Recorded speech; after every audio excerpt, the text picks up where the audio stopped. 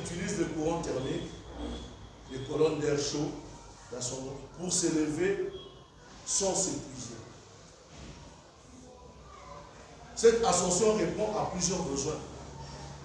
Sécurité et domination.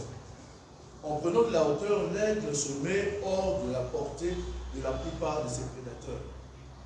Quand nous montons en prière, nous nous mettons hors de la portée des personnes qui cherchent à nous atteindre. Pourquoi? Quand on est dans les mêmes sphères avec eux, ils peuvent facilement travailler. Mais quand nous montons, l'aigle, quand il monte, même quand le corbeau est sur lui pour essayer de le déranger, au fur et à mesure qu'il monte, là, lui, il peut respirer dans les hauteurs. Mais le corbeau ne sait pas respirer dans les hauteurs. Le corbeau, par lui-même, va lâcher prise et il va tomber.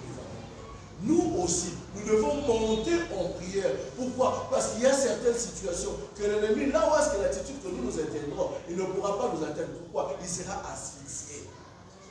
Voilà pourquoi, bien aimé, montons en prière. Montons.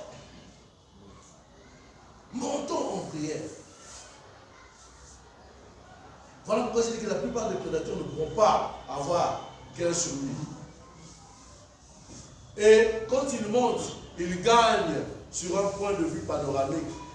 Il peut voir tout ce qui se passe. Ce que le frère Steve avait dit. Les grands bâtiments que tu voyais grands, mais dans la hauteur, tu vois ça va devenir comment petit. Pourquoi? Parce que tu es monté en prière. Tu vas minimiser tout ce feu-là. Tu pourras minimiser cela. Tout ce qui te complique, tu pourras minimiser cela. Et tu pourras voir, ah, pour éviter ça, je peux passer par là. Ok. Et tu vas voir les chemins que Dieu a tracés pour toi. Amen, amen. Amen. Voilà pourquoi Moïse était en hauteur avec les deux mains levées. Il regardait la situation qui était en bas et il a invoqué Dieu. La situation était devenue petite devant. Alléluia.